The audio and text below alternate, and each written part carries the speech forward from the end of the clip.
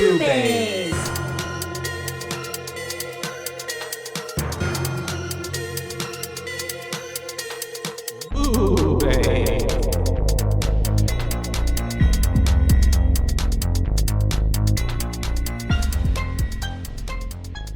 So that's not good. No, we don't like that. Anyways, cancel Clean and Clear 2023 because this is the last episode of 2022. This is. And welcome to Boobies! Look at that. That was flawless. We are your hosts. I'm Caitlin. And I'm Joshua. And that was our episode on skincare. It was. But now we're going to tell you about a nice horror film, Christmas horror film, even though Christmas has come and gone by like a day, right? 2 days? 2 days. Yeah, because it was on Sunday. This is the 27th. It was on Sunday. Yeah. I'm going to act like we're here. It was on Sunday. I had such a great Christmas. Yeah, me too. I hope I do anyways. Didn't see Evil Santa this year, so thank God. Survived it. Let's make sure. Yeah, if one of these, what ends up being his elves or whatever, nah. Nope. When there was just one of them, it was creepy enough. Yeah, and I thought that was the bad Santa. But it turns out not. Yeah. It's the elves. Mm-hmm. There's a bunch of little They were Santas. so creepy. They were running around with their pee-pees out. Mm-hmm. Plop, plop, plop, plop. And they were real small because they were all cold. Yeah. Yeah. Oh, that's a good explanation. I just thought or they just all had they were small all like penises. old little creepy men. I was like, with little pee-pees. So it just Yeah. kind of fit. But what are we talking about today? We are And talking make it all about make sense. the Finnish 2010 film Rare Exports. Semicolon. A Christmas Tale. Right? It's a good name. Yeah. Okay, good. It is. Yes, it is. I was like, oh Got it God, right what on the if dot. I say it wrong? Yeah, it's like she said, Finnish from Finland. So I would say like 90% of this movie not in English. Yes. But it does have subtitles. Mm-hmm. And there is some parts of it that are in English because they're all Americans in the movie. That have been hired, or at least people who speak English, yeah. English. Not necessarily maybe an American. That's true. But they did call him American. Yeah, The guy, at one point. whoever they had the passport for, That's Mr. Green. Mm-hmm. They had Mr. Green's passport. Brian Johnson or something like a Green. Yeah. And that did say American. It looked like my passport, so Yeah, it did. I mean, I guess it is.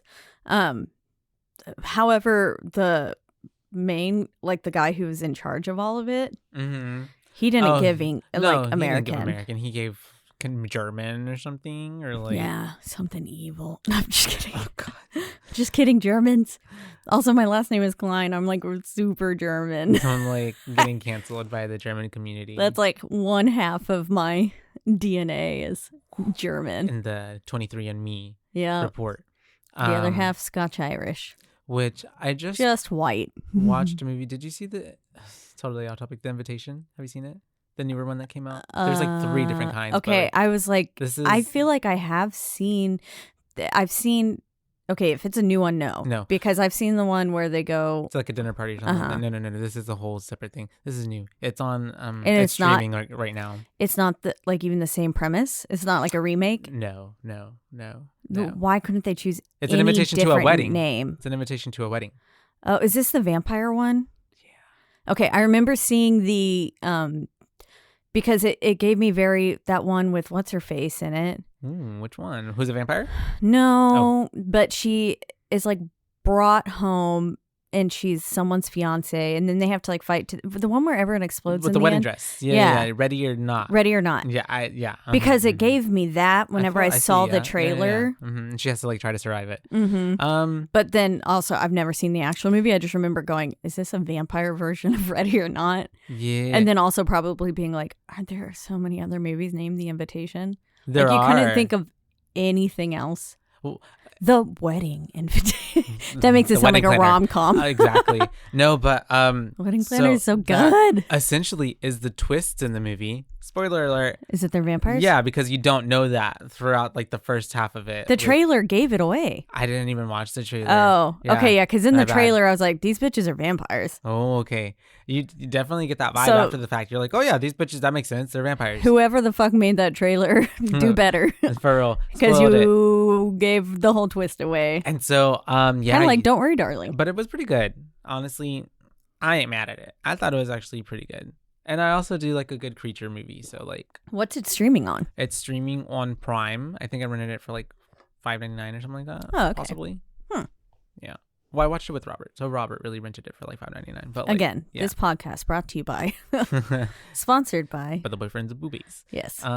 So back to rare exports. That's right. 2010 Finnish. We said it was, mostly in Finnish, right? Finnish, yeah. yes. But it was like, one, it's only an hour and like 20 minutes. Super digestible. We always talk about that. Like, it's Yeah. super like, easy Bite watch. size. Yeah, which we love. And also, like, it doesn't feel like sometimes you watch a movie that's not in English and it kind of almost feels like you're kind of not, I wouldn't say struggling, but like, you're trying to like, you're, what's it called, intaking so much, with the subtitles and You stuff. have to be 1000% exactly paying attention. Yeah. Otherwise, like, because there are a lot of the times, and You again, miss it, you blink an eye and you miss something. you Yeah. know? Mhm. and especially like, as we all know, I watch a fuck ton of anime, Mhm. and a lot of the times they're speaking hella fucking fast. Mhm. And then so if I like, and I'm also trying to intake everything, so I am pretty good at reading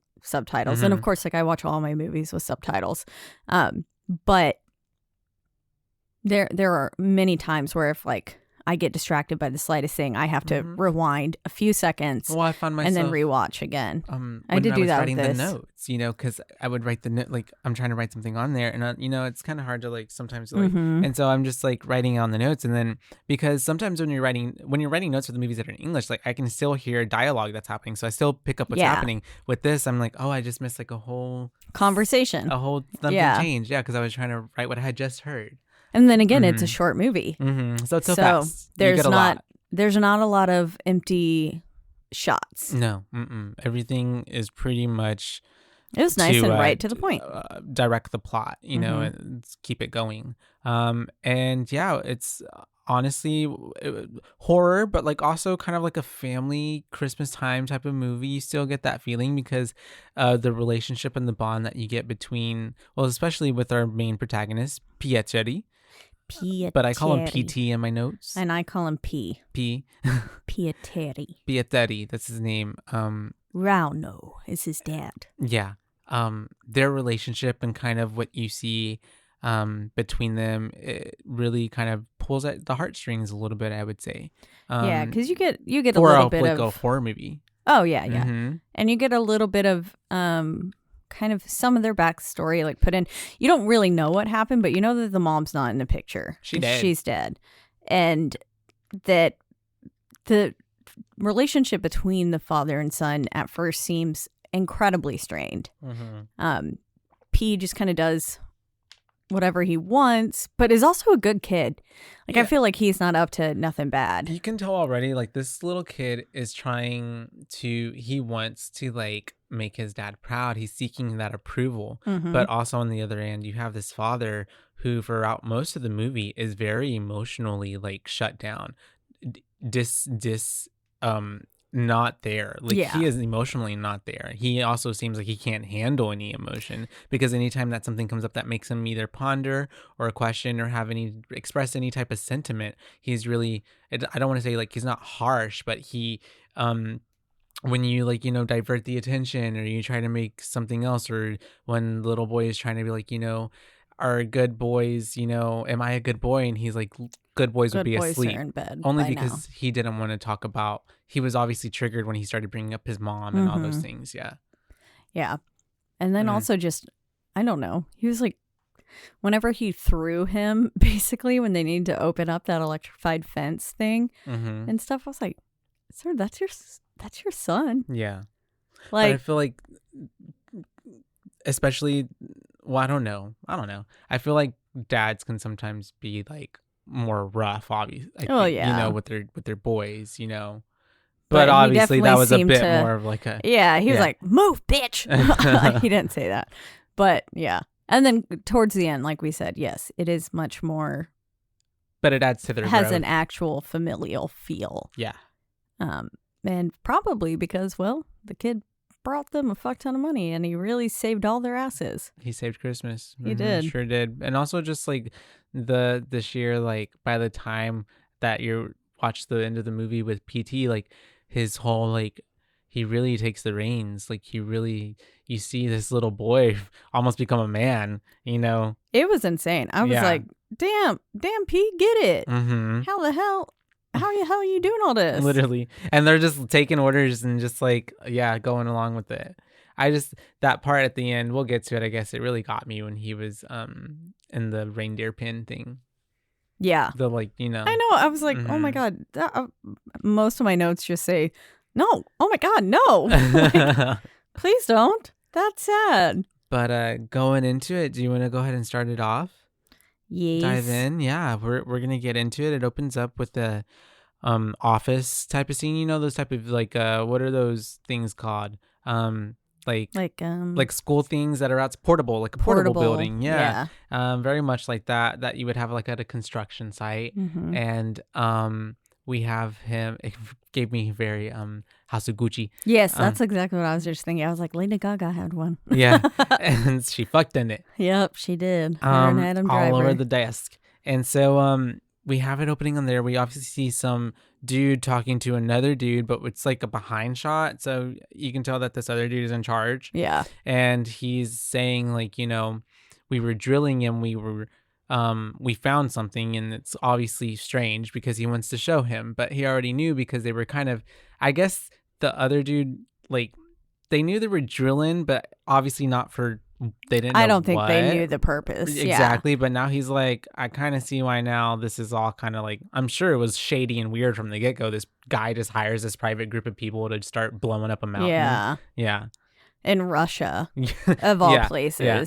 Because so our people live right on the border of Finland and Russia, I guess. And so that's what it's taking place. The mountainside is taking place in Russia.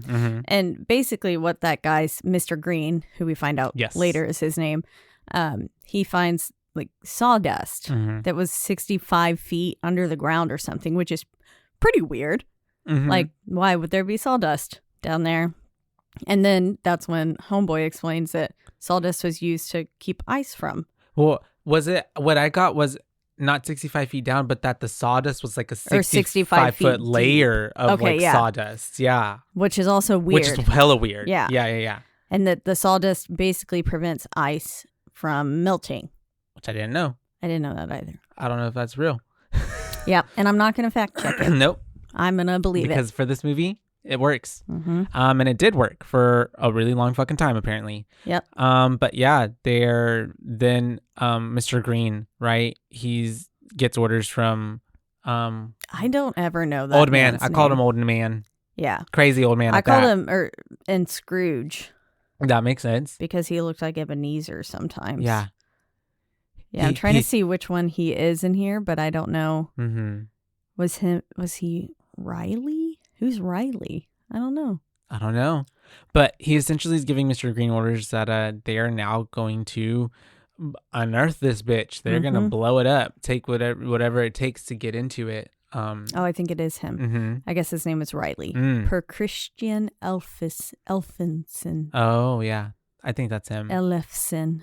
And even whenever he was showing him the sawdust, I was like, is that like skin? I was like, it looked like dead skin almost. It's the skin of all the children. It's true. That'd be fun though. And so that's whenever the old guy, Riley, he goes outside and he's in front of the crew. He has that thing, whatever it was, a sample. Yeah. And sample number 98 or something like that. Oh, yeah, I'm sorry. Before I missed that, the rules. Oh, yeah. There's some real weird instructions. It was basically like no smoking, no, I don't know. It was a very cursing. quick, like, you have to be good not on the naughty list. Around this site. Yeah. Yes. And basically Mr. Green looks at him and he's like, this is a funny joke. Like, this is really stupid. And then that's whenever the old guy goes off and he's like, let's act like it's Christmas. Yeah, it's Christmas time. At least act like it or something. And yeah, then he gets basically Mr. Green digs something else up and he's like, I knew it. And he was like, looks like you were right. And Riley's basically like, no shit, I was right. Yeah. And he takes it and then he does a very cryptic, like, what was that, Hamlet? Where they have the skull? Yeah. But with this ice block. Macbeth. One of them. I don't know. I don't know play Broadway like that or plays. Any of my Shakespeare. Except for Romeo and Juliet. I get the gist. And the one with the donkey. Midsummer Night Dreams. Yes. Shrek. It's a Midsummer's Night Dream. Is that? I don't know. Oh, I heard just Midsummer. Oh. I didn't even think of, okay, gotcha. That's why I was like, wait, the movie? Okay, got it. Okay. Yes. Midsummer is actually written by Shakespeare. I don't know any plays like, I mean, I guess like Cats. I know Cats. Cats. That's right. We love cats. Cats and more cats. And Les Mis. And the Hamilton. Hamilton. Because he's the president, right? That's right. But I think of Hamilton the pig when I think of Hamilton. Who's that? He's a pig. He's like a cartoon character. From? I don't even know. It's from my childhood. I don't know. I don't remember. Some character on some show, I think his name was Hamilton. Maybe because it's ham and a pig. Yeah, it makes sense. Yeah, but his name was Hamilton. Yeah. He was a yellow pig. Made no sense. I don't know what I said. Illegal. Oh my God. Just kidding. The discrimination. And so where are we? Yeah, so that's whatever at this point. The old guy, he starts towing off on like the old tail, right? Yeah, because he says, he looks at the block of ice though and he says, always believe.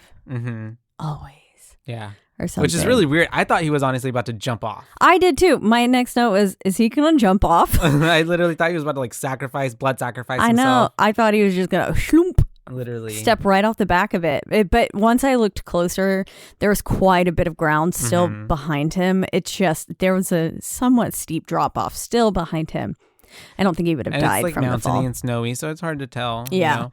But yeah, I definitely thought he was going to jump off. And because he says something about like, my dream since I was a little boy is about to come true. And it's like, what? That's cryptic as fuck. Oh, and at this point, we do also see that PT and Juso are like two little kids that have snuck on this like site, and they shouldn't be there, and they're trying to like be in the shadows, but they're overhearing and eavesdropping on the what this old man is saying. Yeah. And I'm like, this old man is crazy. Yeah, because then he basically is like, we're standing on a sacred grave, the biggest burial ground, like puts the pyramids and stuff to shame.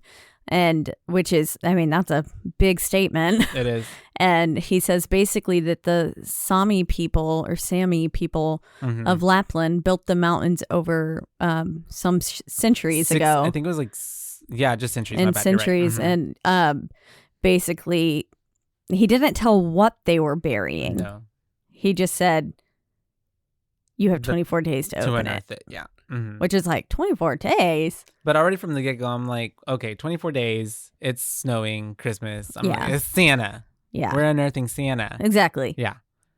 I don't know if Mr. Green and them got that, but we did. And he's like, basically, get digging, boys. We have a grave to rob. And then, of course, we get our two boys, P and J, Juso. Pietari. Pietari. And they're going back down the hill, though, as we see that now. I didn't realize that was on the border yet because, of course, I couldn't read those signs. Yeah. But we see them climbing through this little hole that's been cut out of a wire, like chain link fence. And, but apparently that is the border between Russia and Finland, which... I was like, oh, they're next to each other? I'm just kidding. I know. And then I was also thinking in my head, I was like, I feel like Russia maybe wouldn't have that. Like it's too easy. Unguarded of borders. I don't know. Well, it's maybe. I mean, Russia is a big place. Yeah, I was about to say maybe it's just a spot where there's just, because it's kind of in the wilderness-ish. But there's also a town right there. But I'm sure there's lots of small towns Like maybe it's not even a town, maybe it's just like a little community, you know, because it did seem or maybe because of what they were digging up, that guy paid off the officials and was like, you don't come around here for a little bit. Maybe. Riley. It kind of seems like they're in the boonies. Yeah. You know, out in the middle of nowhere. Yeah, exactly.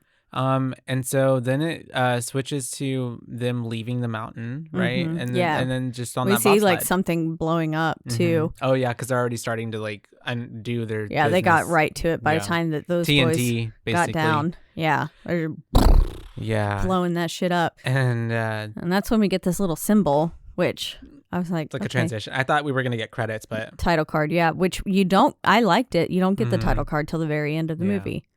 Whenever they're putting the crates. And it says rare exports. Yeah. And I was like, clever. Good use of the title card. And so basically they end up, I guess even as they're getting on their sled and like trying to leave, PT is saying, is Santa dead up there? Yeah. And then Juso's like laughing at him because he's like, you know, Juso never takes him seriously. Yeah, and it's childish to believe in Santa, I guess, at this point. Fucking he saved your life, Juso. Come on. I called Juso Mean Kid as well. For most of the movie, because up until like halfway, I didn't know his name. Yeah. Even though he was calling him Juso, I guess. I did get his name before I got P's. Yeah. Because I don't know, because he said it like multiple times, basically saying Juso, Juso, in that like scene, but then Juso only says Pietri once, and so I was like, what's his name? Until dad starts using it more. And then that was when I really got it. And so after that, we have them having this little talk, but then it transitions to like all these books.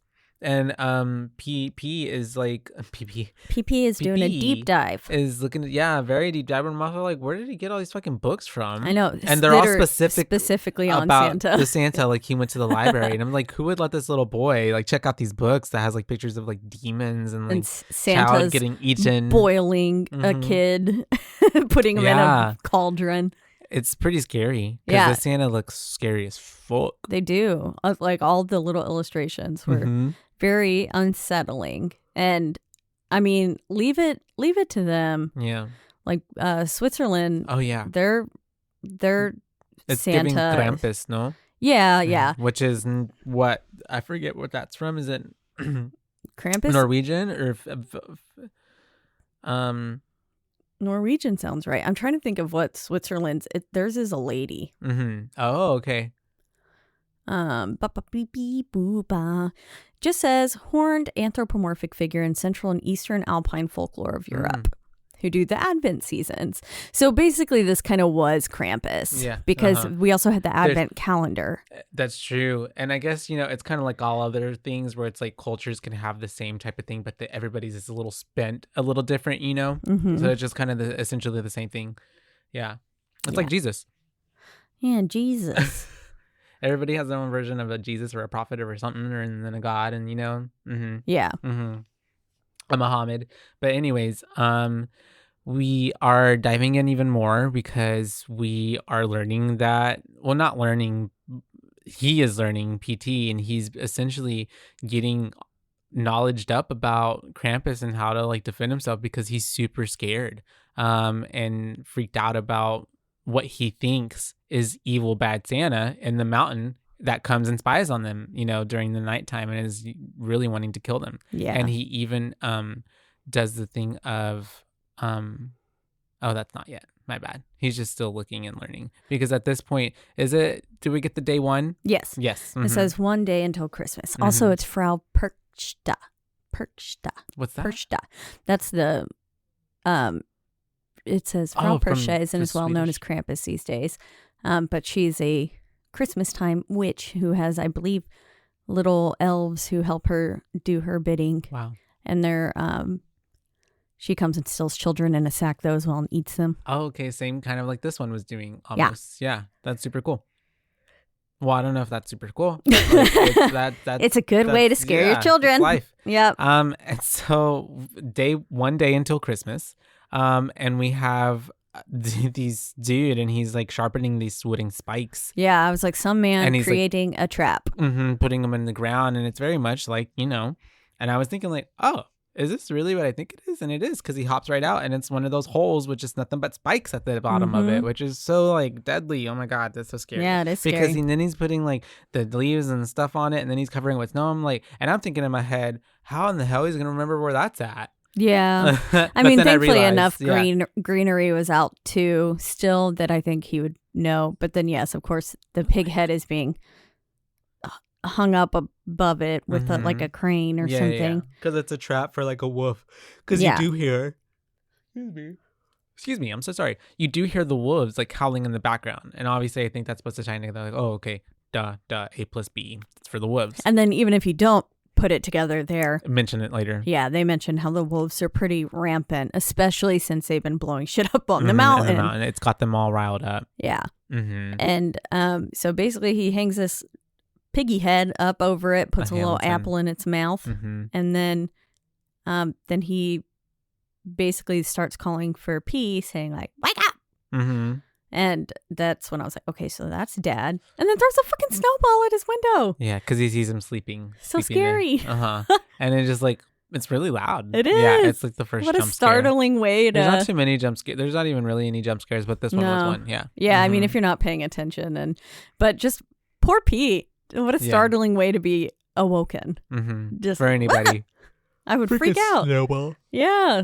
Snowball to the window that's right in front of your face. Yeah. And especially because he was trying to stay up to like guard. And so he had like fallen asleep. And he's already on high alert because he's, again, trying to guard. And so it's just scary.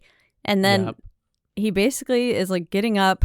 We see, his advent calendar. And then he goes and he tapes the door shut, the big 24, meaning that it's the day before Christmas now. Yeah. So it's the last little, basically, day of the Advent. And but it's weird. Normally people open the door. I think it's because he doesn't want Christmas to happen because he's like, then Santa's coming, Yeah. So he tapes that up, and then he's just like in his little undies, and he goes out because he wants to talk to his dad. Oh, and he sees footprints by his window. He looks out the window one more time, and he sees footprints. And so that's whenever which is so creepy. Yeah. On like it's getting signs, he's on the second floor. Yeah, the roof. So someone's gotten up on one of the little landings and was walking in the snow up there. And so that prompts him to go ask his dad, which he's in his little undies and he's walking in the cold. I'm like, boy, you're gonna catch a cold. I know. I was like, put some pants on. And he's out there and so, but I'm like, that was totally me as a kid. And then he goes to, I guess, where his dad is working on the shed that's across the way, and he's telling his dad he wants to ask a question, and dad's like, well, if you got something to ask me, you can come in here. Obviously P doesn't want to go in there, but he ends up going in there because the dad's like, well, the wolves are going to eat you out there. And so he goes inside. I thought this was going to be the dad at this point. I thought someone was already taking over Dad. Oh, okay. And I was like, this is a little Santa like trying to lure him in, and then he's going to eat him. I thought Dad was a murderer. I was like, oh shit, Dad's got a body or something. Yeah, because he was like, I'm working, and then he walks in through one of those like a fridge, meat fridge, a walk-in refrigerator. It has those little plastic strips. I walk through one every day. Yeah. And so you're like, this looks suspicious. And so it does, and then you just see like kind of him hacking away at something. You don't really see it all the way yet because P is in the way, but then you do see it's like a pig. Yeah, it's the rest of the pig that was outside from the head. And so I was assuming he's a butcher because he has a lot of stuff there for like butchering, unless it's for killing. Yeah. Because there's either one or the other. Exactly. And I mean, they clearly, we know that we don't yet. We know that they catch reindeer though later on. Yeah. So I think he does sell the meat. That's true. How cool if this would have turned into a fresh situation where they were selling off Santa meat. Oh yeah. People would buy that. They could have tapped a whole market. They probably could have made more money. Yeah. And so, but they're elves. They're elves. And it's aged meat. Aged meat? You think it makes it better? I don't know. Maybe. I feel like aged as in jerky? like centuries. Ooh, you're making me hungry now. Okay. And so, I want aged meat. Give me my aged meat, please. And so that's whenever, P is asking him, hey, were you outside on my roof? And then the dad's like, I don't have time for these stupid questions. Yeah. Like literally, he's just like, I don't have time for such stupid questions. I was like, oh, okay. And so, that's whenever he's telling him, like, I need you to go get dressed. You should have been dressed by now. I thought you would have been dressed. And he's like, the little boy obviously doesn't want to go. And he's like, forgotten what it was, but it's a roundup or something like that, which means that they're going to go round up the reindeer. And so the little boy obviously goes to get dressed. And then that's whenever they end up going to the roundup thing, right? Mm-hmm. Yeah, they go meet up with, we see Juso. He's the first one who walks up. Yeah. And then we then also meet... I called him Juso's dad the whole time. I forget his name. His name is Piepa. Piapatipi. Piapadapi. I remember. Piapadapi. With the glasses. Piapernen. Piiparingen.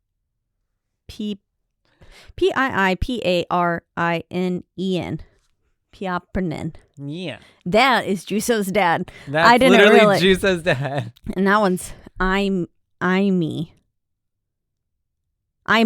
Mm-hmm. Yes.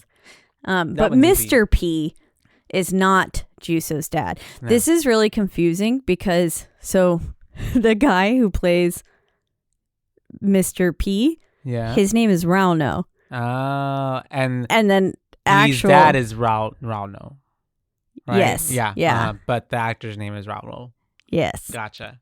That doesn't play him. Yes. Mm-hmm. The guy who has red hair and beard is Rauno in real life, but he is Mr. P. And then the dad is Rauno Contio. And then Juso's dad is Imo. Got it. Mm-hmm. Yes. We're all here. We're all in the room. Literally. I know. Along with TJ Maxx, Marshalls, and Home Goods. Yay. So we have them essentially... we see the big old pin, the roundup thing, and there's a whole bunch of other people there too, which I don't know if they're doing there. Yeah, I don't know if it was like the rest of the families and stuff, just keeping everyone together, I guess. They're all literally there to just fucking take a reindeer as soon as it gets there. Like, we want to buy it now. I don't know. Maybe. Yeah. Or at least help get them into the thing.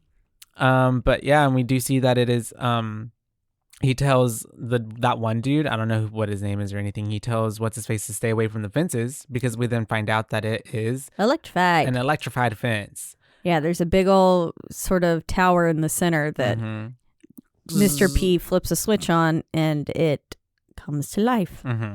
Everything's electrified. Yeah. Zip, zip. That was P, wasn't it? Yeah. Okay, you're right. Because Imo, as we find out, is already gone to investigate, and he's at the border. Yeah.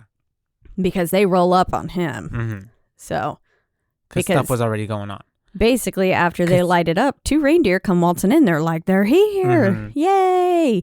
But it was only 2 of them. And they expected a lot more, like 100 and something? Yeah. 80 something? Yeah. Like a herd. It was like 500 that were killed. Was 438. There you go. Okay. Yeah. And basically, only 2 came up. And so they were like, what the fuck? Like, we need to go see what's going on. And so they do. They do. They drive skis out to the border. And then they see a field of them slaughtered. It's gutted. so sad. Yeah. Mutilated. Because it's also like, you can tell it's like, things kill things for food.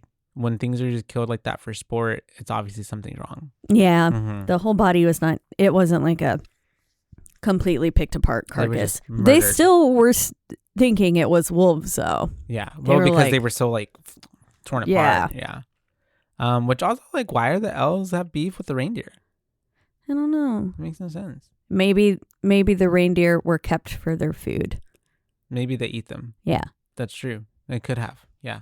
And they were so skinny they didn't eat very much. They only had like 2 nibbles. And they were like, we're done. This is enough reindeer. Too many calories. Yep. And so that's whenever they are all talking. They're trying to figure out like, what the fuck is going on here?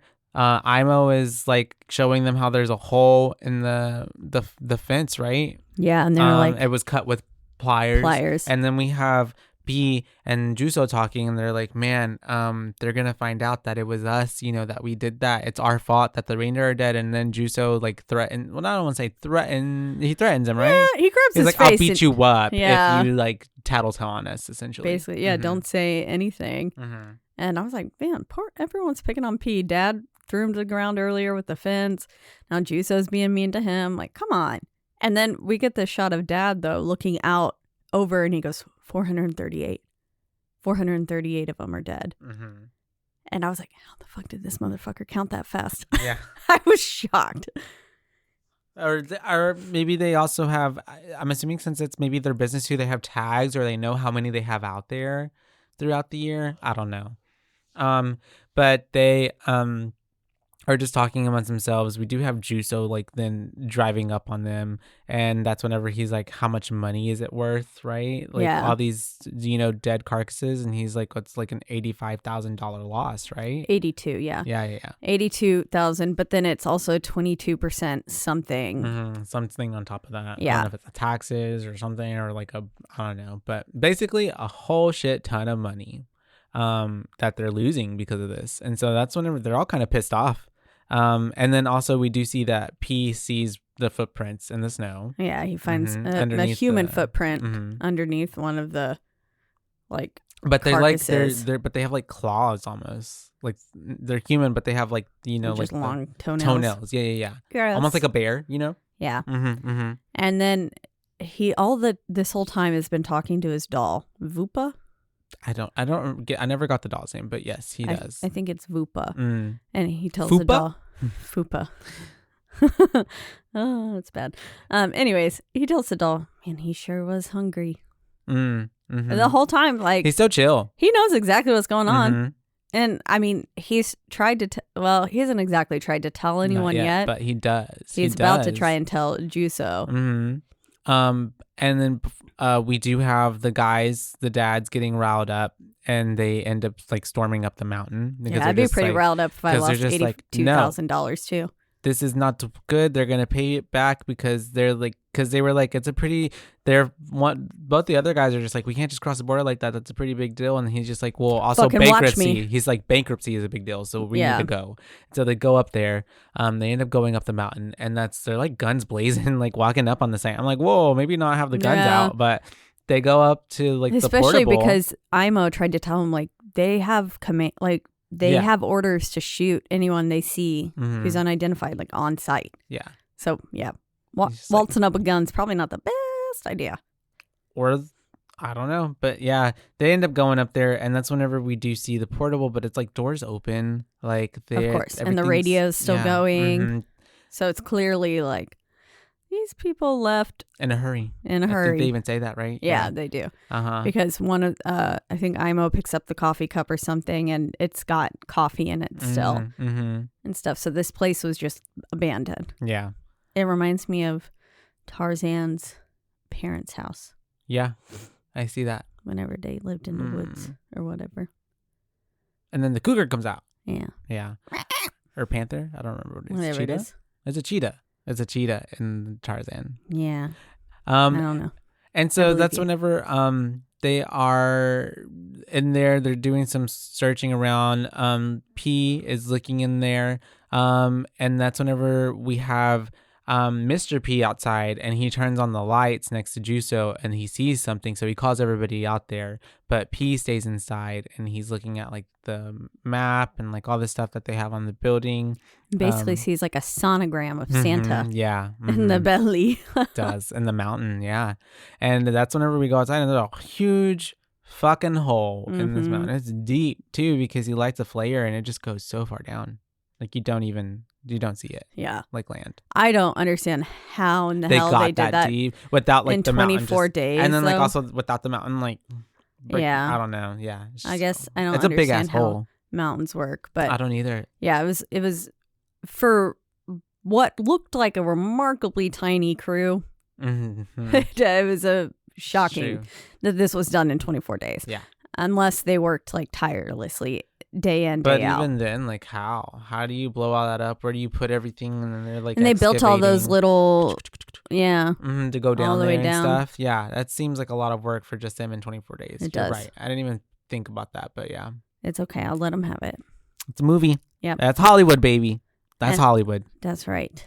And so that's whenever we have it cutting back to they're back home, right? They go back home because they're like, well, what the fuck can we do now? Nobody's even here. Yeah. And then we have P stapling the advent calendar shut. calendar, He's basically like, Christmas can't come. Yeah. And it's not like one staple, it's like 8. Mm-hmm. He's tink, tink, tink.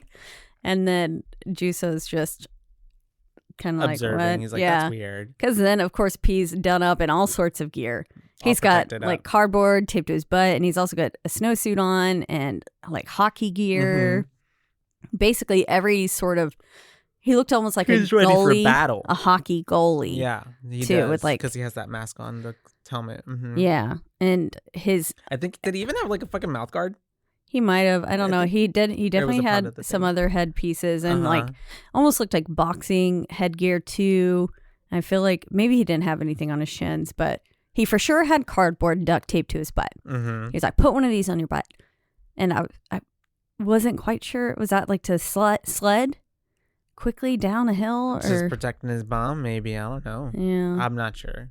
I don't know. But he just wanted to make sure that he was super safe in case he had to fight Santa for his life, essentially, because he very has much taken upon himself to like he's got to protect people. He's got to protect his dad. He has to protect himself. Yeah. And so that's whenever we have him telling Juso all about what he's learned from these books and about Bad Santa and how he's here to pass judgment on all the children. I love how he says the Coca-Cola Santa was a hoax. Yeah. This is the real Santa. Yeah. I thought that was funny. The Coca-Cola.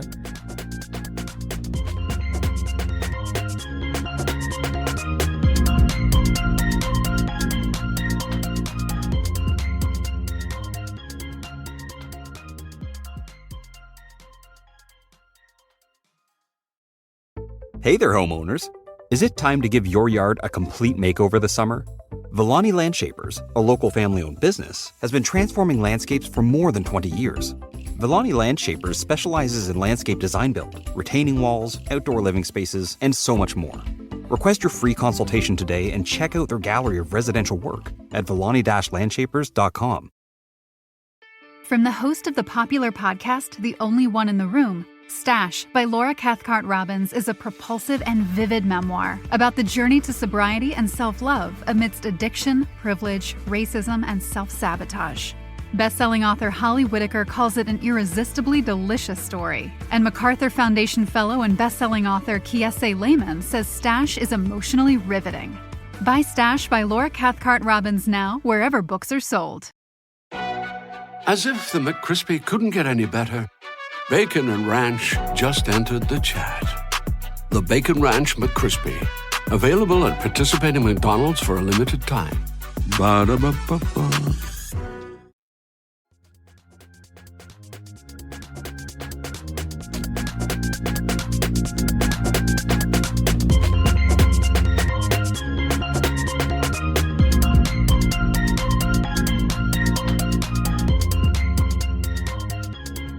So yeah, we have him trying to tell Juso about all this Bad Santa business, and Juso almost seems like he's like, being serious and listening and taking it in, but then he just starts laughing and he starts, calling P childish and all this stuff for like, believing all that crap.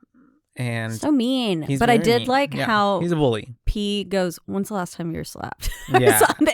I was like, he also stands his ground. He does. And then P's also like, do you think that we should basically not repent, but like what's that word when you like admit your guilt, but like admit some to what they did? And yeah, should we own up to it? Juso is just like, nah, bitch, if you say something, I'm gonna fuck you up. Yeah. And isn't this where he explains how Santa even got there in the first place, right?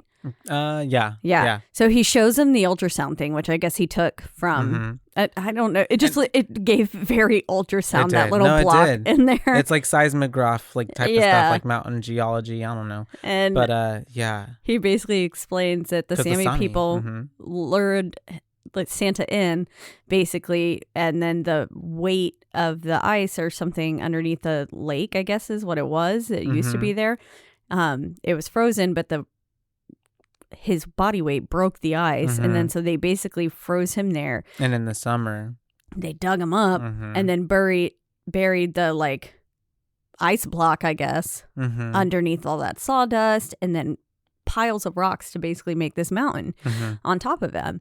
And again, Juso's still like, he doesn't. He's just like, yeah, and then he tries to scare Pete and being like, don't tattletale on us. Yeah. Essentially, and so then we have poo head. I guess Juso leaves, or I don't know. But yeah, I think Juso does leave. Right, because we have the dad making gingerbread cookies for P. Yeah. And I was like, oh, the dad's kind of nice. They're talking, they're eating the gingerbread cookies. They're bonding almost a little bit, P is like, these are really good, and he's like, they're almost as good as Mom used to make. Yeah. And that's whenever we do see kind of like a little lightheartedness from the dad, because he's been so stern this whole time. But other than that, that's whenever I'm like, oh, wow, he really can't handle his emotion, because you can see him like holding back tears. Yeah, because then P asks, Dad, what if I disappeared? Yeah, what if I vanished or something like that? Yeah. Yeah. And then his dad says, you should disappear. Oh, yeah. To your bed. With that like long of a pause in between it, too. At first I was like, Wicca, what? You did not just say that to your kid. And then with the to your bed, I was like, oh, okay, that's pretty clever.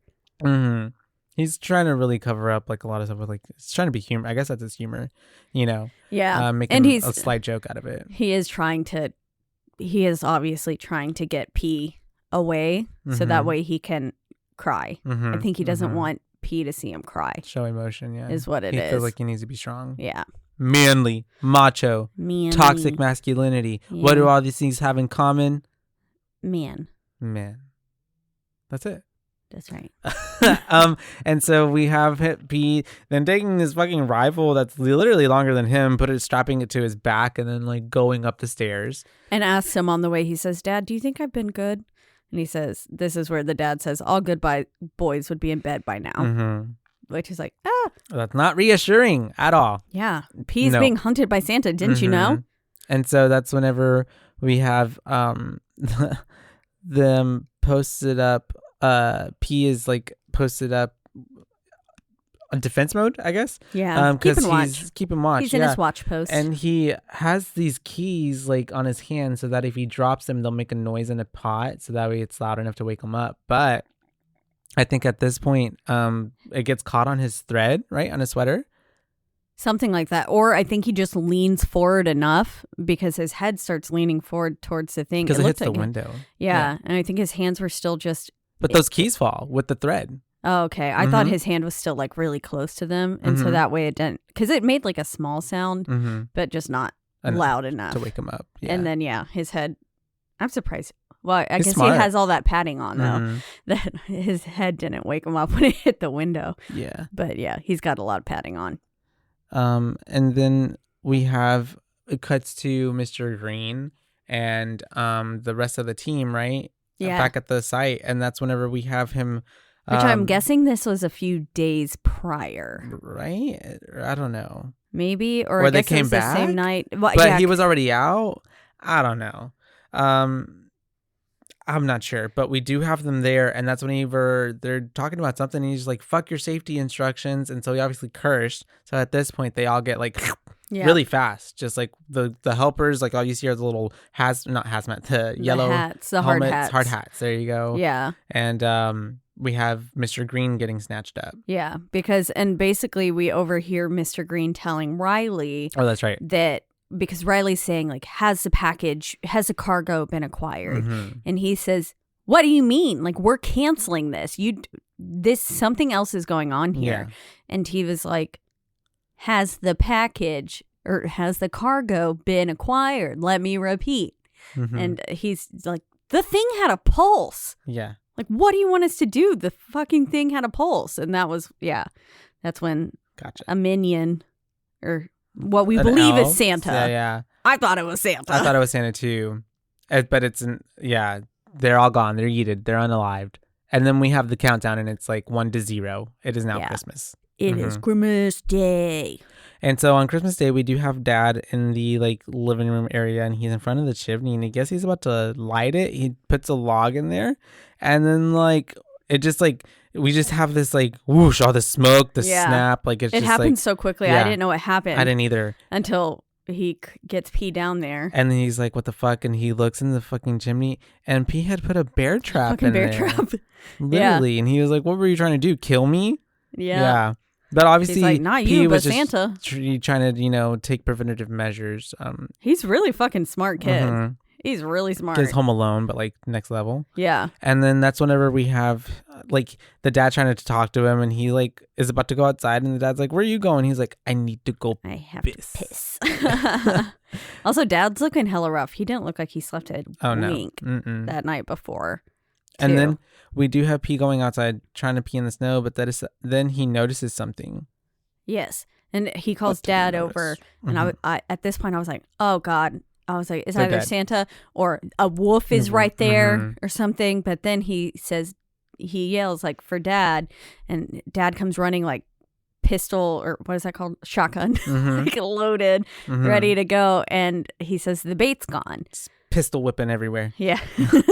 But yeah, he said the bait is gone. Yeah. The little piggy head from the wolf trap, mind you, that we talked about earlier.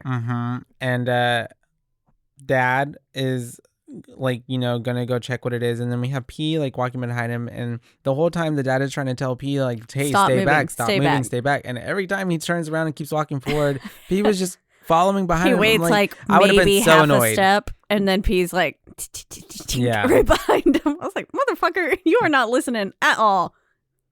It was funny. And so he was trying to like keep him out of harm's way, essentially, because we don't know what's about to be in this hole. And so that's whenever the thing's dead. Yeah. And then he could also, I mean, whenever he got really close to it later and stuff and went to go jump in, I was like, oh my God, what if when he slipped? jumped in, I was like, what the fuck? Yeah. Oh, I thought, I mean, those spikes were placed pretty close. I mean, I guess he is a child. He's little, he can fit through it, but still. The whenever risk he of jumping in there, into I was it, like, yeah. Scary. Stupid. But I don't know. I've done a lot of stupid things. Yeah. And so that's whenever the dad is leaning in forward. He's kind of poking around, and then we see a hand. And the dad is obviously stunned. He's like, he is nope. gagged, gooped, and all the things. He's like, we're getting, nope, yeah. Come on. You haven't even eaten breakfast yet. Yeah. Boy, you can't be out here. P is very adamant. He's like, I want to see. And so he takes him away from there because he's like, no, he's like, it's just a big bird. And he was like, well, why can't I see? And he was like, there's nothing in there. And he was like, then why can't I see? And he's like, because you haven't eaten breakfast. So they go back inside and they start eating the gingerbreads again. Yeah. And he's like, is this really all we're having? He's like, it's good enough. Yeah. And he was like, okay, well, if I eat all of this, he's like bartering. If I eat all of this, can I go outside and look in the pit? And his dad was like, well, then you better have some more. And like loads him up with like 6 more gingerbread cookies. A lot. Yeah. And these are full-size gingerbread people. I want one, honestly. Yeah, I could go for one. That sounds really good. And so that's whenever someone shows up, and it's whatchamacallit, our friend, right? The dude. Mr. P. Yeah, that's right, Mr. P. And he's in that Santa getup. Yeah. Which I thought was funny. So basically, he has a gig where he's become Santa. Yeah, which Juso had mentioned earlier in the film. He had said, he was like, well, explain who that Santa was that we saw that one time. And Juso was like, that was clearly Mr. Blah, blah, blah. And so we kind of know that Mr. P has a gig as Santa. But basically, the dad hears the car rolling up, so he goes outside, and then of course P is nosy as fuck. He gotta know what's going on, so he runs up to his little watch out, and we see Santa and Dad, Mr. P, and Dad dragging what could have been a wrapped Christmas tree. But obviously is a body. It was a body. Yeah. Some things you just know. That's a body. Yeah. That's a body. Looked very body-esque. Body, yada, yada. Even the way people carry a body, I've noticed in movies too, it's very like there's something awkward about carrying a body. It's the weight body distribution, language. Yeah. all wrong. It's, very much so, because it's just dead weight. Literally dead weight. And so that's whenever we do have what's PT like running out. and he obviously is going to go spy on them, but they go take this body to the workshop and they put him on like basically the slab, and they're just kind of looking at him like, what the fuck do we do with this? Yeah. Like, what's up? And they think he's dead at this point. And so they're checking his body, and his dad finds that passport. Yep. Mm-hmm.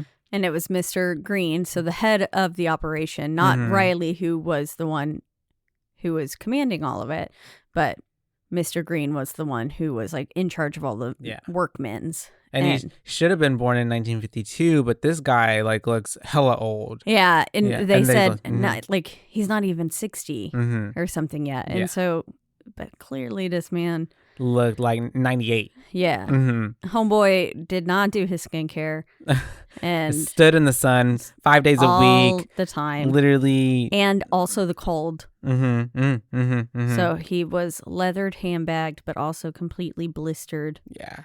And chapped skin, and he never put no moisturizer on. Nope. Yep.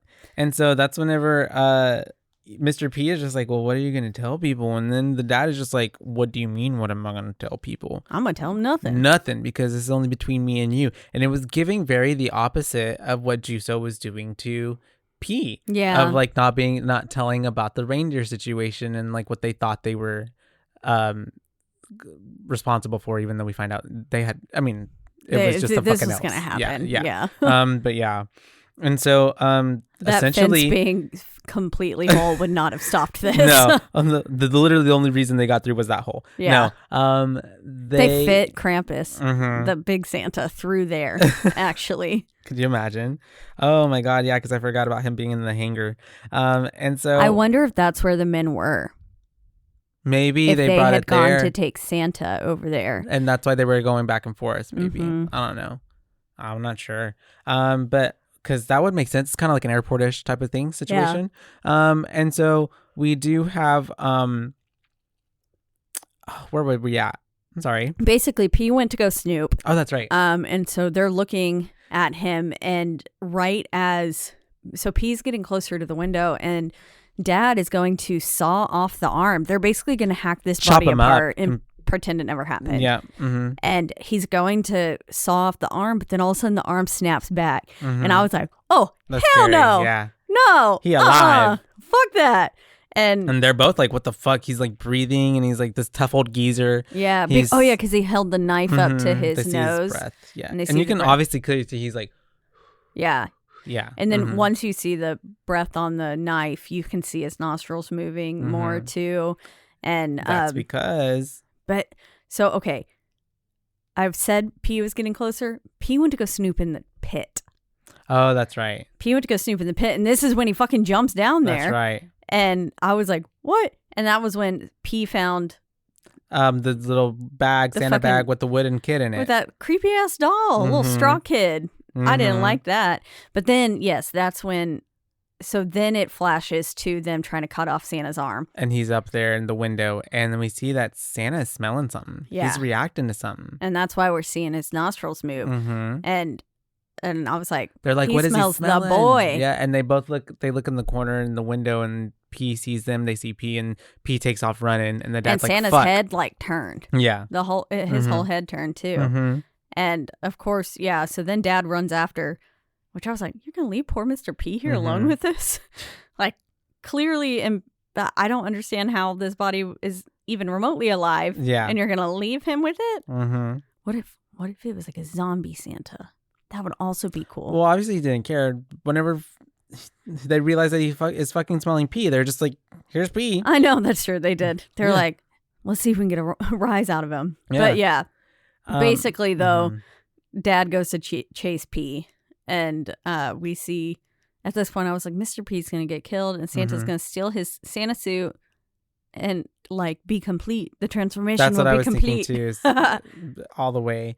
And so that's whenever we have the dad running off trying to go find P, but then P runs off and he ends up literally with the fucking police. Yeah, and he just hops right in the car. Yeah, and then like, even the dad's like, oh, what the fuck? Oh shit, oh my god, this is gonna be bad. So they end up going to Imo's and Juso's house. Yes.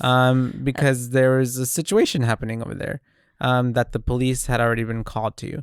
And so that's whenever the dad is like getting out of the car and he's just like looking at him. He's like, "Are you okay?" Because he obviously has like the butcher's thing on and like all the blood on him. Yeah. And he's just like, "Oh, everything's fine. No, everything's normal. We're Nothing good, out of right? the ordinary." Right, P? Yeah. Everything's fine." And then he's Very like, sus. but then Imo comes up. Well, and then I think even P there and is talking about, no, nothing's fine. There's a bad Santa, killer Santa or something. I don't know if he said something. I don't think he says that yet. He does hide behind the sheriff, and Gotcha. He makes it seem like no, it's not okay. The sheriff says, "Well, you're the only one because everyone else, I've been all over this like fucking town all morning. Weird ass shit. Everyone's radiator has been stolen." And then this is when Imo comes out and he says, "Yeah, and I've." Like I always have my whole like harvest of potatoes and everything." And the cop was like, "You call me out here for this?" And then he was like, "But it's weird. He only stole the sacks." Yeah. All like, and it was all like, the potatoes are there's so many potatoes. There were. It was like 6 tons of potatoes or something. It was a fuck ton of potatoes. And then he also said, "And my wife's hairdryer has been stolen." And they were like, "So why would somebody want that piece of junk?" And they were like, that's top quality in Russia. Yeah. Like top tier technology or something.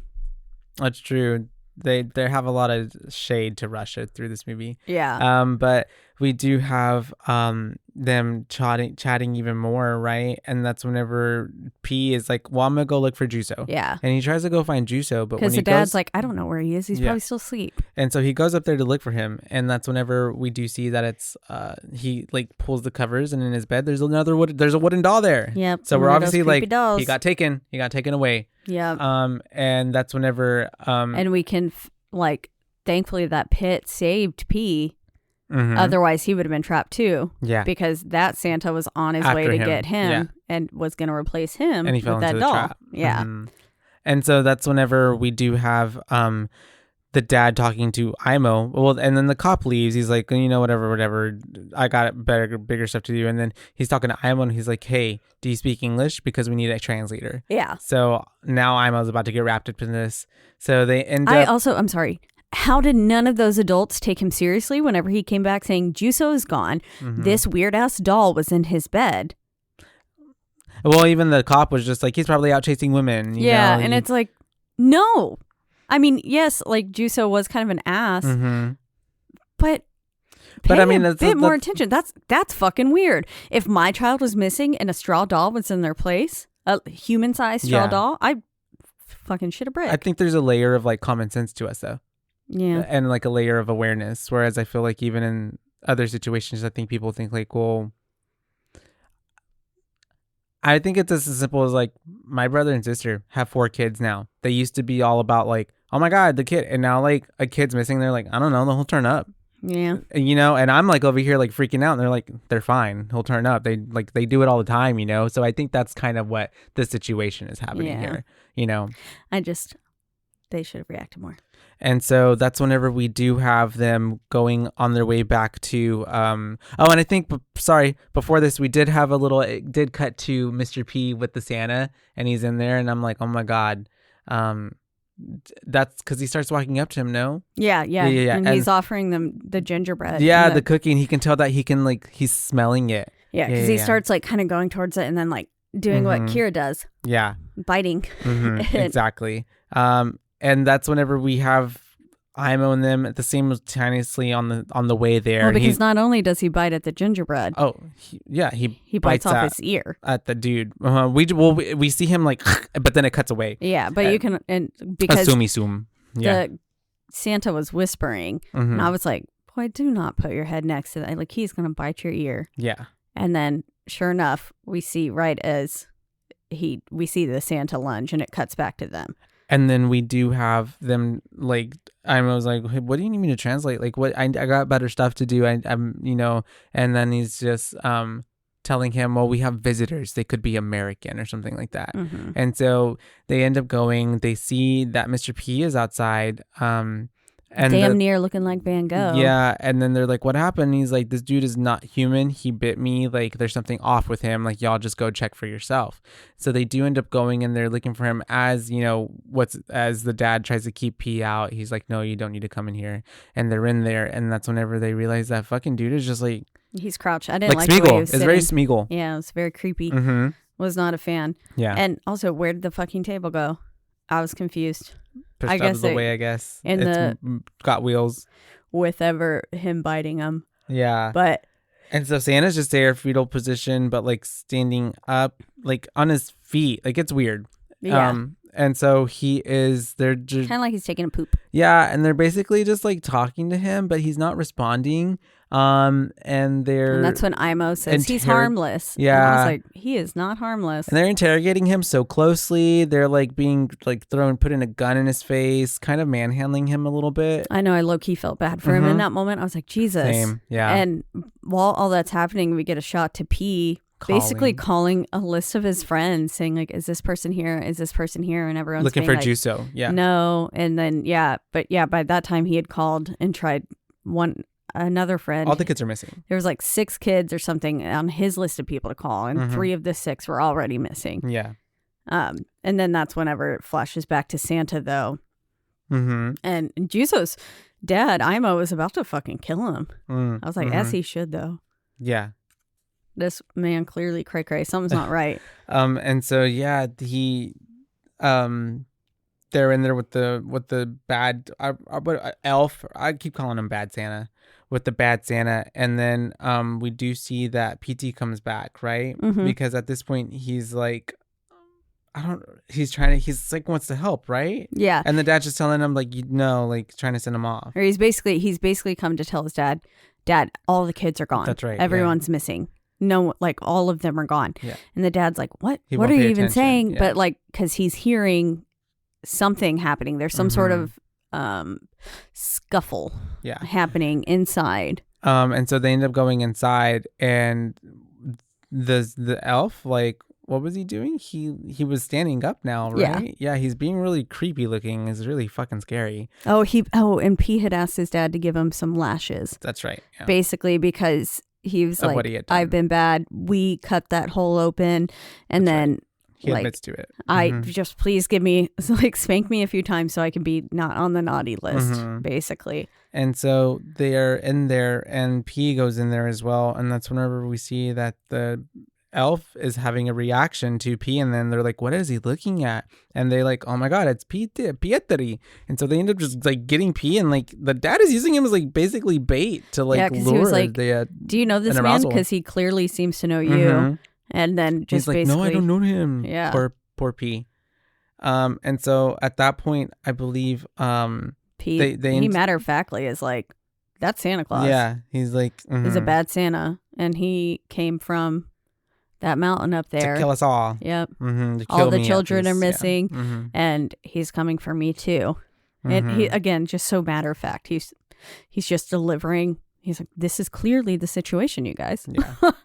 And right, and get with the program. They end up like Imo's like screaming down boy as he's like almost about to attack, and then they end up like just tying him up. Yeah, they chained him up and like put him in the Santa outfit and strung him up. Yeah, and then they're just sitting there all eating gingerbread, watching him. Yeah, and he looks really evil. He does, because his eyes are just fixated on P. And then all of a sudden, I guess this could qualify as a little jump scare.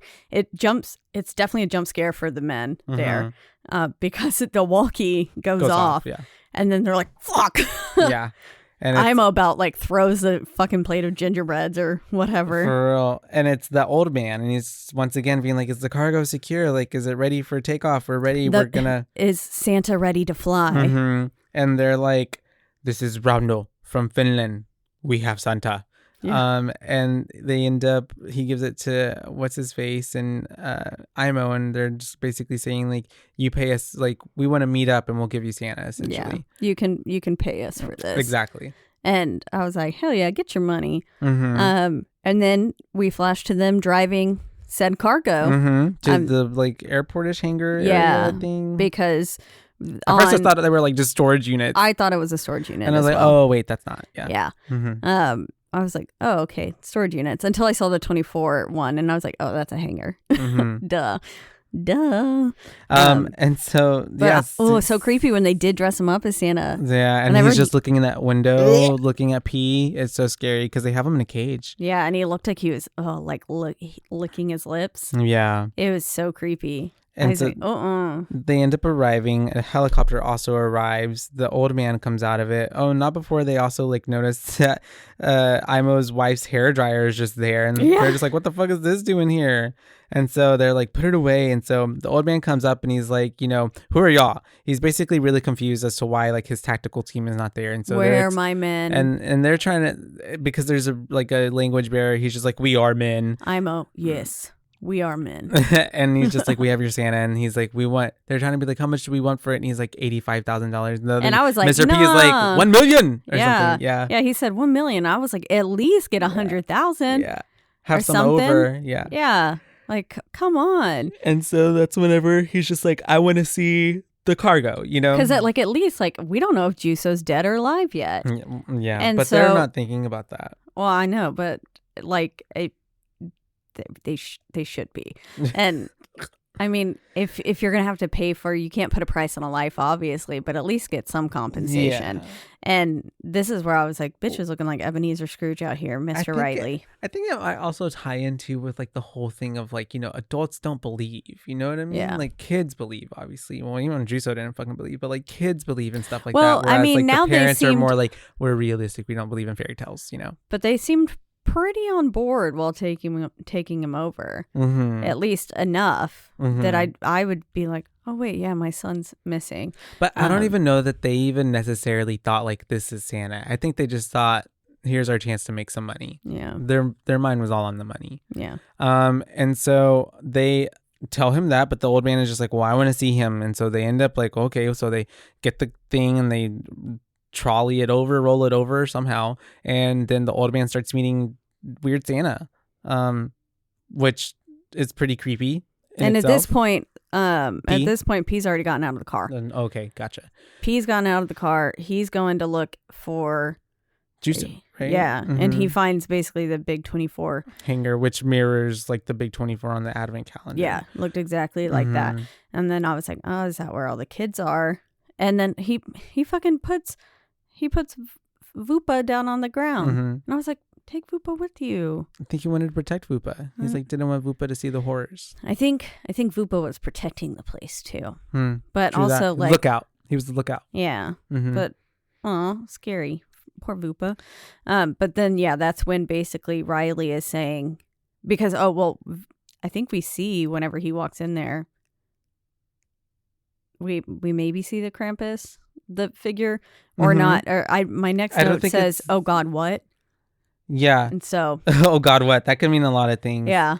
And so, he goes into the hangar. It might have just been. Oh no! Oh God! What is that? Remember in the cage, like the elf got like activated. His eyes turned yellow, and then was just like, and then that's whenever the old man was like, "Everybody, be quiet! You make a noise, or you can't do that." Because I don't think at that point, I don't think we had seen. Yeah, I don't think we've seen the big ice thing yet. No. I think my oh God, what was this isn't Santa? Is when Riley said this isn't Santa. Yeah. He said that this is one of Santa's helpers, basically. And this, we need to start acting this sort of way because Santa's basically going to find out who's naughty or nice. Yep. And they're all like, what? Because obviously they're just like, and then I was like, we have to be quiet. Yeah. We have to be quiet. He's an elf. Yeah. Because they're like, what? And so that's whenever all these fucking Santas just start approaching. There's so many of them. What you would think of a normal kind of Santa-looking appearance, although most scary. of them are rather scrawny. However, we do get a few thicker Santas too. And then that's whenever they're kind of closing in on them. And that's whenever I think we do end up seeing the big old and with Scrooge P. is dead. Scrooge gets an axe to the head. Oh yeah, he does. Chink. Yeah. It was a little comical. And then that's when they all walk into there because they're like, oh fuck, where's P? Yeah. And they go in there and we don't see yet, but we just hear something beating like a heart. Doom doom. And then all the doom doom grown men turn around and we see that It's fucking the real Santa Claus, I guess, is in there. Massive. It's huge. Like couple stories tall. Yeah. Santa frozen in a block of ice, but all you can see is just these two like ram horns. Giant, like curled horns coming out of the ice. And basically that's why all the radiators and stuff had been stolen because they're trying to defrost him. Yep. Because he was trying to get him free. Soup's frozen. Yeah, for all those years. Damn, that's crazy. No more sawdust. We see Juso speaks up and we realize that all the kids are in there in those little sacks, potato sacks, just sitting in front of those heaters too and everything. I'm like, oh my God, they must be dying. Like just being almost cooked. Like the literally ovens like were open. Baking real gingerbread kids. Yeah. And so that's whenever we have... I almost wish I would have died. Well, at least you so. And then that's whenever we have them making a plan because P is just kind of thinking up something and then he's trying to get everyone's attention as they're all like trying to like, because obviously these elves are closing in and then like they're trying to throw the like ovens and stuff out of the way away from the ice, and then P just like gets and that they're shotgun. trying to barricade the door. That's true, yeah, to keep them from getting it. And sorry, Mr. Rauno, P's dad, he like straight up picks up an oven and like throws it. Yeah, he does while it's like, hot. Jesus Christ, this man is fucking jacked. That's them gingerbread cookies there, I guess, and that gingerbread diet. So we have then P getting that shotgun and blowing like a load off. So that way he blows his load. As a kid, I'm sorry. He can get their attention. Poor choice of words. And then that's whenever we have him talking to them, being like, "Look, the elves are gonna only come, or they're coming in here because the children are here. If we remove the children, then this and that, and we don't either me or Santa." Exactly. Yeah. And he says, and I suggest Santa. Yeah. And then we also see all the TNT that's there. Yeah, conviently he just pulls down this, like it was under like a big old heavy tarp thing. Yeah, he pulls it down and it's just stacks of TNT. I was like, what? We got a plan. We have Mr. P exiting the building, and he's like using this gingerbread tactic of like throwing the crackers so that way cookies so that way it distracts the elves, and he makes his way to the helicopter. And then I wonder if that's like, I don't actually know the reason as to why you're supposed to leave milk and cookies out for Santa. Like if there is a darker reason for it. There always is. Like the gingerbread, if it like helped keep Krampus from coming to eat your children. Yeah, give him little tiny sensational people, gingerbread it would satiate people. his appetite. Yeah, I could see that. I don't know if that's a thing, but I liked that idea. And so it's in some cultures' version of it, and so it's in the Caitlin culture. Yes, cookies and milk out for Santa. And so we do Norse have mythology. This plan going because Mr. P then like radios to Pietri, we're ready to go for liftoff. So he's like, all right. And so they're basically putting all the kids back in the sacks because even Juice was like, why do I got to be in the sack? And he's like, because it's my plan, P, remember? Yes, sorry. I was reading about the lore on Nuts and Cookie. Let me tell you about it right now. It's Norse mythology. Odin, the Norse god, was described as owning an 8-legged horse named Sleipnir. Sleipnir. I'm going to go with Sleipnir because it's E-I, and in German you would pronounce the I, which he rode with a raven perched on each of his shoulders. During the Yule season, children left food out for Sleipnir in hopes that Odin would stop by during traveling to leave gifts in return. So it's for Odin. Odin, interesting. That's fun. Yeah, so I wanted it to be like harsh. Yeah. You can start that. Yeah. They're all stories. I'm going to tell my children. Just pass it down and pass it down, we pass it down, leave pass it down, milk pass it and down. cookies out. And centuries from now, and all of you tell your children this too. Yes. Scar them while they're young. Do it. Makes them better. And so that's whenever we do have him, them getting all the kids into this like airlift cargo, and we see that they're going to airlift the kids out. And so we do have the helicopter come in, it works, and then P is going up there with it. And the dad doesn't want him to go, but he's like, no, I'm going. This is going to work. We're going to make it happen. They're like, you're just a kid. And then even the other IMO is like trying to like asking all these questions, and P is just like, shut up. Yeah, basically. This is my plan. P is in charge now. Let me run it. Yeah. Yeah. And so I was like, hell yeah, P is leading the show. And so he really is. He's like wearing all the pants, and they're just listening to him. So he gets airlifted out with all the other kids, and that's whenever the IMO and what's his face start like drilling the dynamite into the thing. Mr. P was flying a little low to the tree line. And I just got this like vision in my head as I was watching it. I was like, what if he didn't quite make it up over at like the sack of children was just like hitting the trees. Well, even the whole time when they're flying, they seemed like they were just like getting swung. Oh yeah, so, there had like, to have been so much throw up in there. That would have been me. And then also going from that extreme hot to extreme cold. Mm-hmm. They're sick. And there was one moment whenever P yells like Yahoo! Mm-hmm. That camera angle there as they were taking that turn. Oh yeah. It fucked with my head, and I was like, I know that had to have fucked with Josh. Yeah, it did. I looked away. Ooh. I looked away. Yeah, I almost had to. And so they're getting lifted out. The Imo and Rao are putting dynamite into this ice. How they do so many and so fast, I don't know, but they do it so fast. Especially once they stepped away and like we saw the finished product a little bit later. I was like, holy shit. Makes no sense. Not Y'all logical. got to work. Yeah. And so that's whenever we do have cutting to, we do see that the elves are following the helicopter and all the kids. So he's just like, you know what? Take us to the deer pen. And he was like, why would we go there? And he's like, we're going to treat them like reindeer. Mm-hmm. And even Mr. P like kind of looks down and chuckles. And he's like, damn, this kid's fucking smart. Yeah. Basically, he doesn't say that, Yeah. but you can tell that's basically what he's thinking. And he was like, that's right. Yeah, we are. On board. And so that's whenever they're doing that at the same time that the other dudes were getting this stuff ready. And so they end up getting to the pin, but it's not turned on. And so that's whenever P is just like, man, the gate's not even open. Oh yeah, that's what it is. That the gate's not even open. Get in there. Mm-hmm. And so P is basically like, and also during that point, we also see the dads going to saw off Santa's horns. That's right. Yeah. Which was like, I don't know if that's a good idea. That seems bad. Mm-hmm. But okay. But yeah, P jumps down. He just, after saying like, I'm not coming back, because Mr. P's like, no, you're not going down there. I'm not going to let you. And he's like, yes, I am. Mm-hmm. And he's like, how are you going to get back up here? And he's like, I'm not coming back. Yeah. And then he's just like, jumps. He just jumps right on. So dramatic, on. yeah. And then thankfully the thing isn't on because he braces himself on the wires, electrical wires, and then crawls down the little tower and goes to open the gate, which he does. I thought, man, even this little boy can't open it, but he does open it.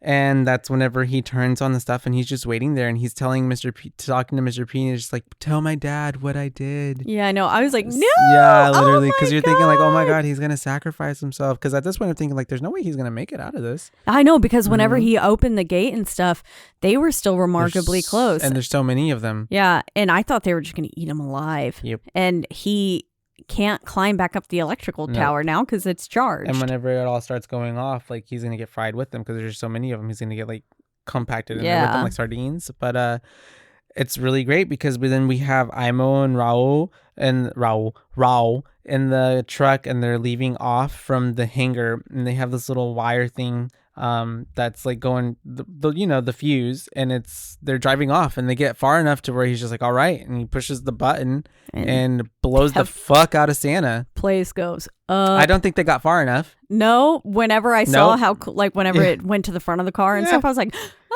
y'all are so really close to that. Yeah.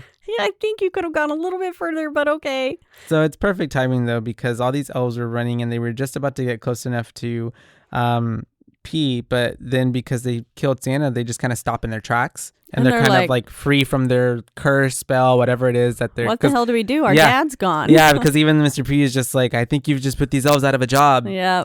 And this is where you really see all their Santa peepees. Yeah, you do.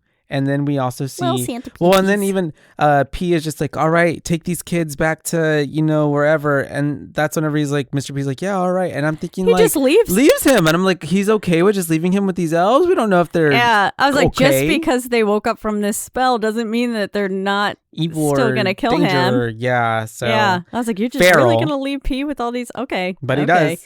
And then all four of them with Juso come rolling up, and it's now daybreak. Yeah. And I was like, I know y'all didn't just leave P there alone overnight. Come on. Enough time to get Juso home to go get a blanket. And so. I let that poor kid someone could have come back for him. You were Team Juso. The way you love Juso. I mean, P. Oh yeah, PT. I was like, no, fuck Juso. And so they're out there and they're basically trying to. I'm in my head thinking like, what the fuck are they gonna do with all these elves? But they're over there like, what can we get for whatever something Santas? Yeah, because P is like 198 Santas. There you go. Just like his dad had said, and then basically, he goes, Juso, what's that worth? Kind of like how his dad was to Imo earlier. And so now they've got that kind of going back and forth. And Juso says 16,800,000 plus 22% VAT. I don't know what VAT means. I don't either. But, and then I was like, that's assuming someone wants to buy 188 naked men. That's true. But we do see what they end up doing with them. We have 312 days till Christmas now. Yep. They started back up. Bathing all the old men. We see a lot of the peepees now. Yes. Yeah, in the scene. And then that's whenever essentially it does seem like they're trying to clean them up, get them ready for something. Teaching them how to be Coca-Cola Santas. Yep, because it's day 77 and we're training them. And I think that's whenever they have them like with the little cloth make-believe doll kids and then like a make-believe present. And they're trying to teach them how to like, when kids sit on Santa's lap. Yeah, and gives them, and like he's like a little present and like picture time. And basically they have P on his dad's lap, just being kind of on a conveyor belt of sorts looking thing, going in front of each of them. It looks like those things that like directors get on when they're filming and they can like zoom this way and that way. Yeah. And then basically we get to the last one, or just the one that we stop with, and he's, being very kind to his cloth doll. He's like the perfect prototype. Or he'd become Santa. So then they put a little Santa hat on him. They make him a manager. Yeah. So they promote him. They do. He's he's graduated from Santa Academy. Yeah. Basically. And then this is where we get our title card, because they're shutting one of them in a crate. Yeah. And it says rare exports, and they're sending them off somewhere. And then we see just all of these crates, which looked like a lot more than 198, but it's okay. I'll let them have it. And they just got these live Santas in there. And they're going to ship them out. It One says, side Zimbabwe. Yeah. Yeah. Like all over the world. It's like each country gets their own Santa. And I bet you that's a lot of money. And then we see like the hanger opens up and I'm like, how? It's so computerized and stuff. But Mr. P is there with like this big old cargo plane. And it's just it was like Independence Day. Yeah, very much so. And they all kind of walking out. And then that's the end of the movie. Santa was actually an alien. He was in space. The next movie is in space. Rare exports in space.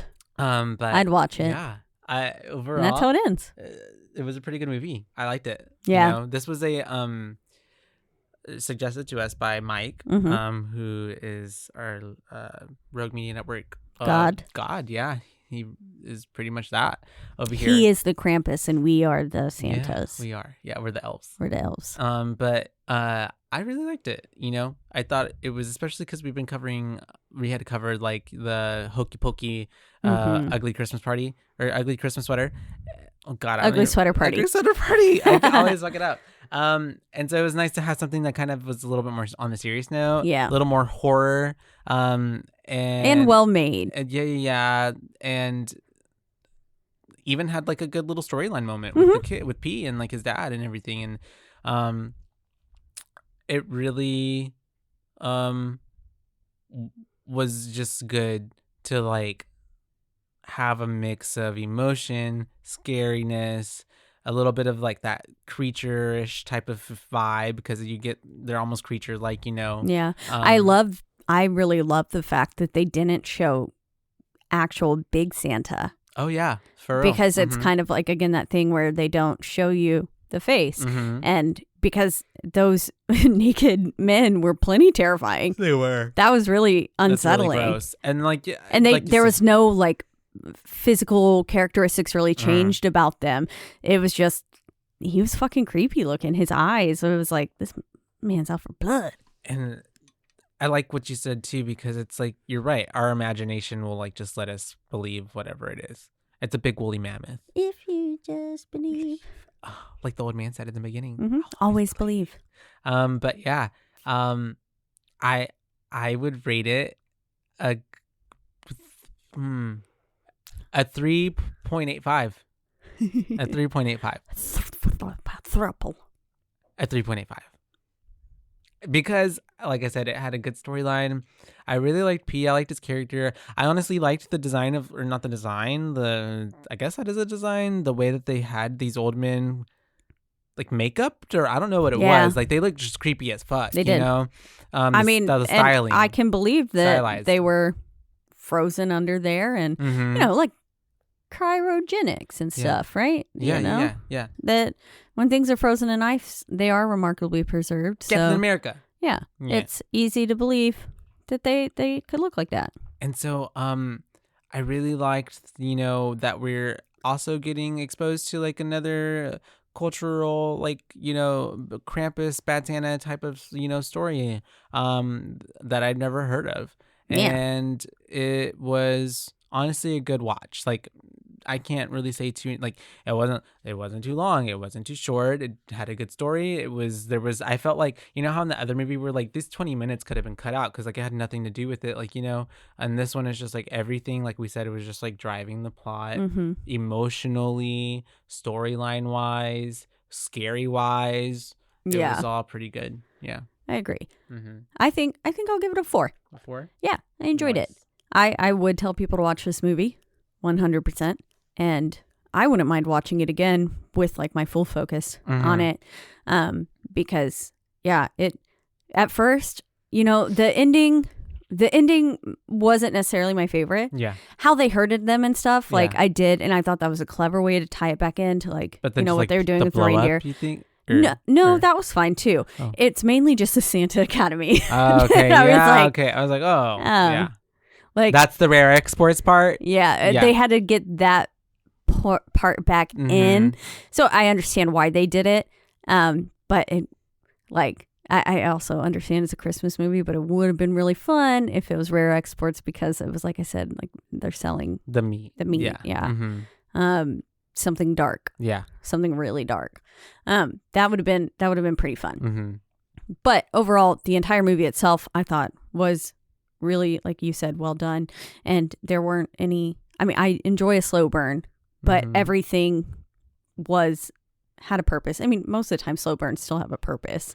Yeah. And also, it was just like last week's. Yeah, and that's not even to say that it's just so much all at once. It's so fast. It's just all pretty on point. There's nothing that really strays away that you're thinking like, well, that was kind of unnecessary. Yeah. None of it was unnecessary. Every little bit that you saw was a small detail. Even like when he ran off with the police and they went into Imo's place and then like that little hairdryer bit and then the hairdryer being at the hanger, because you're even at that point I was thinking like, why is it there? And then you realize, oh shit, they're trying to find everything to heat and defrost Santa, tying it back to Jack Frost. Yeah. They got an idea from Jack Frost. That's true. Hairdryers. 1997. Shout out to Jack Frost. That's right. But yes. So 3.85, that's basically a 4. I was going to say, I'm just going to bump mine up to a 4. Let's do it. Yay. In the mood of the holiday spirit, we're going to give it a 4. We're still in it, even though it's 2 days later. Because it's technically hasn't happened for us yet. But in this time, we're time travelers. We are. Woo! But as always, we're in the lovely Rogue Media Network studios. They take great care of us. They do. And you can listen to us and all the other podcasts. There's plenty of amazing ones. Josh actually was just on another one right before this. Called One Star Rewind. That's right. And so if you want to listen to his episode with Corey, whenever that comes out, talking about Molly's. By the time that this is out, it would have already dropped. Okay, great. So you have time to go listen. Go back and find it. Yeah, go find me on there. And listen to Josh talk about his fantastic my day job restaurant because it's hella delicious. And if you're ever in the Waco area, or if you live in the Waco area, get your ass over to Molly's. Come try us out. Really yummy. Breakfast and lunch only. Closed on Sundays and Mondays. I love it. You know it. But so you can listen to all those podcasts on roguemedianetwork.com or a slew of other podcasting platforms, biggest two, Spotify and Apple. But wherever you do listen, don't forget to rate, review, like, and subscribe, you guys, because that is the only way we can get ahead in this world. And don't leave us a 1 star. Yeah, no 1 stars, please. Yeah, no 1 stars. And then if you want to let us know your favorite scary movie or your favorite, how you felt about this movie if you've seen it. I had never heard of it before. I hadn't either until Mike's mentioned it. Yeah. I'm glad he did. I'm glad he did as well. Mm-hmm. And so would 1000% recommend you go watch it. It's free on Tubi. It's also on Hulu. Yep. And so plenty of places to go watch it. And you can let us know how you felt about it on Instagram. And that is at Boobays Podcast, BOOBAES, because we are your boobays, not your boobabes. That's right. Mm-hmm. And, well, this is the end of 2023. Wow. Last We've one of done- the year. That's so crazy. I know. Whoa, wait. 2022. Yeah, I jumped a 2022. whole I was like, year. wait, what? But yeah, the last one for the year. That's wild. It's been a fun ride. It has. And next week, we'll be Yeah. covering a New Year's film, even though it's Comes out- technically January 3rd. But, it's still the same week. Still Yeah, Maine. exactly. And yeah, We can It- still be in it's that fun. spirit. to cover themed movies. And then we're going to jump out of that for a while. Yeah. And get back into some horror. I'm excited because the Scream and all that stuff is coming out. Oh, yeah. I mean, granted, we already covered those, but there's just a lot of stuff coming out. Well, we too. covered all of them last year around this time because Scream came out basically on my 5, birthday yeah. last year. Mm-hmm. So, and we had the Screamathon. That's right. Yeah. That was fun times. It was fun. But anyways, We have Oh, lots what? of fun things planned We do. for maybe, trying to make this a little bit bigger of a podcast, I suppose, in 2023. So keep your ears peeled. Yes. Eyes and ears. Eyes and ears. Yes. But don't get them too close to a Santa because you'll get your ear bitten off. And so until next time, and we'll see you next year. Exactly. I was about to say, until next year. Bye. Such a dad joke. Bye, Bye, bays. You have to say it.